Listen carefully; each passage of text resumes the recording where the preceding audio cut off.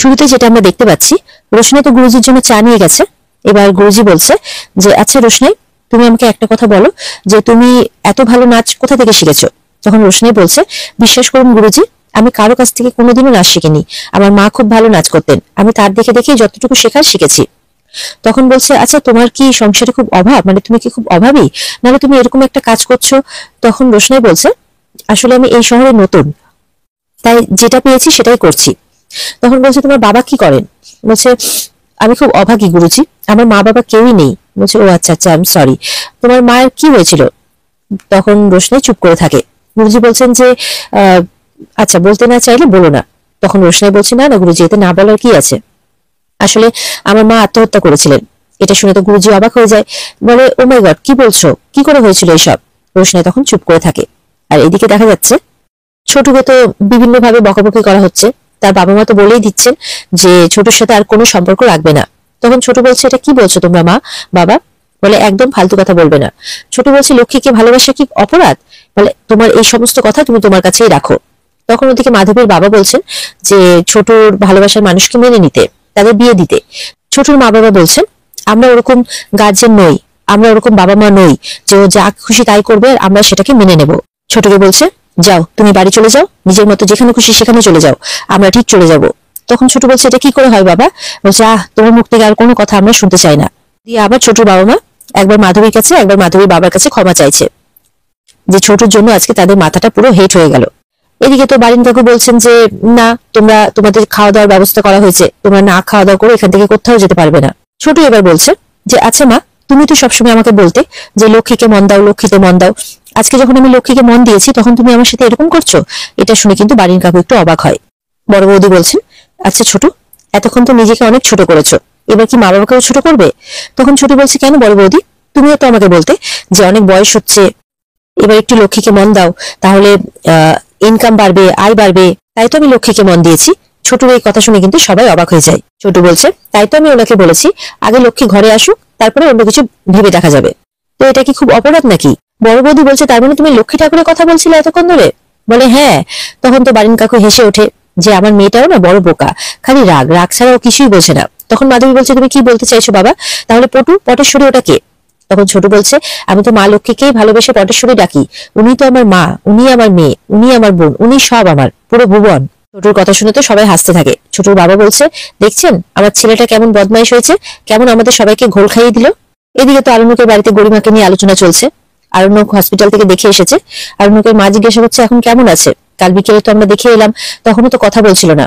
আরণ্যক বলছে হ্যাঁ এখনো কথা বলছে না, কাউন্সিলিং তো চলছে কিন্তু তাতেও কোনো রেজাল্ট আসছে না, তবে আগের থেকে অনেকটা বেটার আছে এখন, আর খুব তাড়াতাড়ি ওকে ছেড়েও দেওয়া হবে। তনুশ্রী বলছে গরিমার উপর দিয়ে যা সব গেল, ট্রমাটাইজড হওয়াটাই খুব স্বাভাবিক। ও যতদিনে না এটা ফিল করতে পারছে যে ও আবার ডান্স করতে পারবে, ততদিন পর্যন্ত ও ঠিক হওয়া সম্ভব নয়। আগে এটা রিয়েলাইজ করতেই হবে। তবে এক দুদিনের মধ্যেই গরিমাকে ছেড়ে দেবে। এই কথা শুনে বাড়িতে সবাই খুব খুশি হয়ে যায়। ওদিকে মিষ্টু যে সোমবার ছেড়ে দেবে, বাহ এটা তো খুব খুশির খবর। এদিকে গুরুজি বলছেন যে দেখো রোশনাই, সে তুমি তোমার ব্যক্তিগত জীবন, তোমার দুঃখের কথা বলবে না, সেটা তোমার ব্যাপার, কিন্তু এই শহরটা কিন্তু সবার জন্য নয়। দেখো আমি তোমাকে ডান্সের ট্রেনিং দিতে চাই।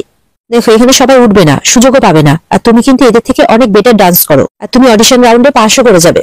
রোশনাই তো বলছে না গুরুজি, আমি এটা চাই না, আমি এটা করতে চাই না। গুরুজি বলছেন ডান্স করা কি অপরাধ নাকি, তুমি তো একটু আগেই বললে তুমি বড় হতে চাও, নিজের পায়ে দাঁড়াতে চাও, আর এই ডান্সই দেখবে তোমাকে তোমার লক্ষ্যে পৌঁছে দেবে। অনুশ্রী বলছে আচ্ছা বাদশা, তুমি বলছিলে না ওর রিসেন্টলি কোথায় একটা শো আছে। তখন বাদশা বলছে হ্যাঁ মুম্বাইতে একটা বিরাট বড় চ্যানেলে রিয়েলিটি শো আছে, কিন্তু ও যতক্ষণ না পুরোপুরি সুস্থ হতে পারছে ততক্ষণ ওখানে শো করতে পারবে না, ও ডক্টর এটাই বলেছেন। তখন বাবলু বলছে তাহলে এটা যদি হয় তাহলে তো বিরাট বড় গন্ডগোল লেগে যাবে, মানে ও তো খুব আপসেট হয়ে যাবে। আরণ্যক বলছে যে যারা এস্টাবলিশ ডান্সার বাবা, তারা ডিরেক্টলি ওখানে জয়েন করতে পারবে, তাদের কোনো অডিশনের প্রয়োজন নেই। আরণ্যক বলছে সমস্ত ডকুমেন্টস ফর্ম সব তো সাবমিট করা হয়ে গেছে, এখনো হাতে 2-1 দিন আছে, ভগবান করুক যাতে 2-1 দিনে পুরোপুরি সুস্থ হয়ে যায়। তনুশ্রী বলছে হ্যাঁ ওকে সোমবার ছেড়ে দেবে, তারপর 2-3 দিন হুইল চেয়ারে থাকবে, তারপর তো নর্মাল লাইফে ফেরত আসতেই পারবে। জাহ্নবী বলছে যে মেজমা, নর্মাল লাইফে ফেরত আসা আর ডান্স করার মধ্যে কিন্তু অনেক তফাৎ আছে, কারণ ডান্সে তো পায়ের ব্যবহারটা সব থেকে বেশি। হ্যাঁ ও বাড়িতে নর্মাল হাঁটাচলা করতে পারবে, হয়তো ওঠানামাও করতে পারবে, কিন্তু ডান্স কতটা করতে পারবে সেটা তো ওর উপর ডিপেন্ড করছে। এই সমস্ত কথাবার্তা চলছে আরণ্যকের বাড়িতে। আর এদিকে গুরুজি রোশনাইকে সমানে বোঝাচ্ছে যে তাকে পার্টিসিপেট করার জন্য। গুরুজি বলছেন যে দেখো এখানে সবাই আমরা একটা কাজে এসেছি, যখন কাজটা শেষ হয়ে যাবে, প্রজেক্টটা শেষ হয়ে যাবে, তখন তোমার কাজও থাকবে না আর আমরাও এখানে থাকবো না, তখন তুমি কি করবে? তখন রোশনাই বলছে তখন আমি না হয় আমি সবার হাতে পায়ে পড়বো যে আমাকে আরেকটা কাজে রাখতে, আর ততদিনে তুমি গ্রাজুয়েটও হয়ে যাবো, আমার রেজাল্টও আউট হয়ে যাবে। আর এখানে বলেছে আমি আসলে এখানে অ্যাসিস্ট্যান্টের কাজে এসেছিলাম, তো রেজাল্টটা আউট হয়নি, তাই জন্যই তো তখন তো আমি অ্যাসিস্ট্যান্টের কাজটাও পেয়ে যাব। তখন গুরুজি বলছেন যে এটা তো সবাই করে থাকে, কিন্তু তোমার মধ্যে তো একটা ট্যালেন্ট রয়েছে, সেটা তো তোমাকে বই প্রকাশ করতে হবে। তোমার পারফরমেন্স যদি ভালো হয় তুমি অনেক বেশি সুযোগ পাবে, আরে তুমি বিখ্যাত হয়ে যাবে। রোশনাই বলছে যে আমি বিখ্যাত হতেই চাই না। গুরুজি বলছেন যে এরকম কথা আর বলো না রোশনাই, কারণ নিজেকে প্রতিষ্ঠিত করা, নিজের কর্তব্য পালন করা, নিজের নাম ডাক করা, জন্য চাওয়া, নিজের জন্য ভাবা, এটা তোমার ধর্মের মধ্যেই পড়ে। গুরুজি বোঝানোর পর রোশনাই বলছে যে আমি ডান্স করতে ভালোবাসি, কিন্তু একা, সবার সামনে নই। তখন গুরুজি বলছেন তুমি মনে করো যে তোমার সামনে কেউ নেই, তুমি একা, তুমি সেইভাবে পারফর্ম করো। তখন রোশনাই বলছে বিশ্বাস করুন আমি কোনো প্রফেশনাল ডান্সার নই, আমি কারো কাছ থেকে ডান্সও শিখিনি, আমি জাস্ট নিজের শখে নিজে ভালোবেসে যতটুকু করার করি। হয়তো দু একটা মুদ্রা দেখে মনে হয়েছে সেজন্য আপনি আমার কাছে এতটা এক্সপেক্ট করছেন, কিন্তু বিশ্বাস করুন আমি নাচতে জানি না, আমি কোনোদিনও নাচের ট্রেনিংই নেইনি, আমি নাচের ট্রেন ডান্সার নই। তখন গুরুজি বলছেন সেটা তুমি আমার উপরে ছেড়ে দাও, আমি দেখো 1 ঘন্টা আগে এসেছি, ওদেরকে যেটা টাইম দিয়েছি তার থেকে 1 ঘন্টা আগে এসেছি আমি তোমার পারফরমেন্স দেখবো বলে। তখন রোশনাই বলছে কিন্তু আমি তো ফর্ম ফিল আপ করিনি। রোশনাই বলছে ফর্ম ফিল আপের সময়ও শেষ হয়ে গেছে, এখন তো কোনো কিছু হবে না, তাহলে আপনি কেন বলছেন? গুরুজি বলছে সেসব নিয়ে তুমি ভেবো না, আমি একবার রিকমেন্ডেড করলে। তখন রোশনাই বলছে না না না গুরুজি, এটা আপনি করতে পারেন না, আমি চান্স পাই বা না পাই ওরা আমাকে আর কাজে রাখবে না, আর ওই প্রোডাকশন অ্যাসিস্ট্যান্টের কাজটাও আমি আর পাবো না। আর ওদিকে যদি আমি কোয়ালিফাই না করতে পারি তাহলে তো আমার একুল ওকুল দুকুলি যাবে, নাচটাও হবে না, চাকরিটাও যাবে। গুরুজি বলছে তুমি ওসবের চিন্তা করো না, ভয়ও করো না, তুমি যদি একবার মানে হয়ে যাও সিলেক্টেড না, তাহলে চ্যানেল তোমার দায়িত্ব নেবে, অন্তত পক্ষে কিছুদিনে থাকা খাওয়া পড়া সমস্ত দায়িত্ব চ্যানেলেরই হবে। তুমি যদি ফাইনালে নাও ওঠো তোমার অডিশন রাউন্ডটা তো টিভিতে দেখাবে, আর এটাও কিন্তু অনেক বড় অ্যাচিভমেন্ট। রোশনাই বলছে যে একবার যদি টিভিতে সবাই আমার মুখ দেখে নেয় তাহলে তো কেউ আমাকে সাধারণ কাজে রাখবে না। রোশনাই বলছে প্লিজ আপনি এরকম করবেন না, দেখুন আমি আমার ভালোর জন্য আপনাকে বলছি। তখন গুরুজি বলছেন নিজের ভালোর জন্য কখনো নিজের প্রতিভাকে অস্বীকার করতে নেই, ভগবান তোমাকে এত ভালো গুণ দিয়েছেন, সীম ট্যালেন্ট দিয়ে পাঠিয়েছেন, সেটা সবার ক্ষেত্রে থাকে না, আর এটা নিজের মধ্যে লুকিয়ে রাখার জন্য নয়। এরপরে তো রোশনাই কিছুতেই রাজি হয় না, গুরুজি তো অবাক হয়ে যায়, গুরুজি সমানে বুঝিয়েই যাচ্ছেন। এদিকে তো বাবলুও বলছে যে গরিমা হসপিটাল থেকে বাড়ি আসার পর আমাদের এখানে আমরা নিয়ে আসবো, ওর বাবা মায়ের সাথে পারমিশন নিয়ে নেবো কাছ থেকে, আর বিয়ের যতটুকু রিচুয়ালস বাকি আছে আমরা কোনো মন্দিরে করে নেবো। তখন আরণ্যক বলছে প্লিজ বাবা এখন এই সমস্ত কথা বন্ধ করো, বিয়ে হয়ে গেছে, যা হওয়ার যতটুকু হওয়ার হয়ে গেছে, আর ওই উপর উপর দেখিয়ে কোনো লাভ নেই। তনুশ্রী বলছে আমাদের বাঙালি মতে হিন্দু ধর্মে সাত পাক ঘোড়া আর সিঁদুর দান ছাড়া কিন্তু বিয়ে মানা হয় না। তখন আরণ্যক বলছে প্লিজ এখন এইসব কথা বললে হবে না, গরিমা যতদিন না পর্যন্ত সুস্থ হচ্ছে এখন এই সমস্ত কোনো কথাই বলা যাবে না। আরণ্যক তো এদিকে কিছুতেই রাজি হচ্ছে না বিয়ের ব্যাপারটার জন্য, ও বলছে যা হয়েছে বিয়ে হয়ে গেছে, ব্যাস এনাফ। জাহ্নবী বলছে আচ্ছা তুমি যে ওই মেয়েটার জন্য এত কিছু করলে, তো মেয়েটা কি তোমাকে জানালো যে কোথায় আছে? তখন আরণ্যক বলছে মেয়েটা যে কোথায় আছে না আছে, ঠিক আছে না বেঠিক আছে না কি হয়েছে, তোমার যে খুব মানে চিন্তা ওর জন্য, এমনটা তো নয় যার জন্য তুমি এত কিছু জানতে চাইছো, তাই তুমি বারবার পিঞ্চ করে আমাকে কথাটা বলা কিন্তু বন্ধ করো। রোশনাই যেখানেই থাকুক না কেন ভালো থাকলেই হলো। জাহ্নবী চুপ করে যায় আরণ্যকের কথা শুনে। গুরুজি রোশনাইকে বলছেন তুমি অনেক বড় গ্যাম্বেল করেছো, তোমার কথাবার্তা শুনে যতটুকু যা মনে হচ্ছে তুমি এই শহরে কাউকে চেনো না, তুমি পুরো একা, তার মধ্যে তুমি অনেক অল্প বয়সী আর একজন মেয়ে।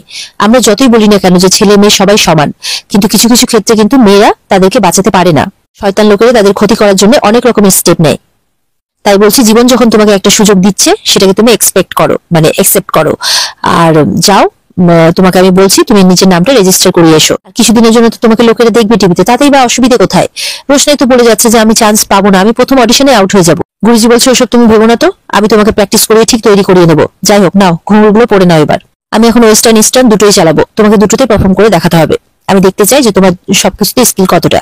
এরপরে তো গুরুজির কথায় রোশনাই ঘুঙুরটা পরে নেয়। এরপর বিভিন্ন ভাবে গান চেঞ্জ করতে থাকে গুরুজি, আর রোশনাই প্রত্যেকটাতে পারফর্ম করতে থাকে, আর রোশনাই পারফর্ম দেখে কিন্তু গুরুজি খুব খুশি হয়ে যায়। গুরুজি তো বলছেন আউটস্ট্যান্ডিং, আমি এই প্রফেশনে থেকে তোমাকে যদি একটা সুযোগ না করিয়ে দিতে পারি তাহলে সেটা আমার ক্ষেত্রে অনেক বড় অধর্ম করা হবে, অনেক বড় অন্যায় করা হবে। ঠিক আছে, তুমি যদি অডিশনে সিলেক্ট নাও বা হও আর তোমার যদি চাকরি চলে যায়, I will take care of you, আমি তোমাকে একটা চাকরির ব্যবস্থা করে দেবো, কিন্তু তুমি আমার একটা অনুরোধ রাখো, তুমি যাও আর নিজের নামটা রেজিস্টার করিয়ে এসো। গুরুজির কথা শুনে রোশনাই রাজি হয়ে যায় নাম রেজিস্টার করাতে, আর এখানেই আজকের পর্ব শেষ হয়ে যায়। তো বন্ধুরা এই ছিল আজকের পর্বের রিভিউ, আশা করি তোমাদের আজকের পর্বটাও ভালো লেগেছে। তো দেখা হচ্ছে আগামীকালকে এরকমই আরেক সুন্দর পর্ব নিয়ে, ততক্ষণ সবাই কিন্তু ভালো থাকবে আর নিজেকে অবশ্যই সুস্থ রাখবে। আর আজকের পর্বের রিভিউ যদি তোমরা দেখতে চাও তাহলে অবশ্যই স্টার জলসার পর্দায় সবাই যথাযথ সময়ে চোখ রাখবে। আর পর্ব ভালো লেগে থাকলে কি করবে? অবশ্যই পর্বকে লাইক, কমেন্ট আর সাবস্ক্রাইবটা করে দেবে। তাহলে আজকের মতো টাটা।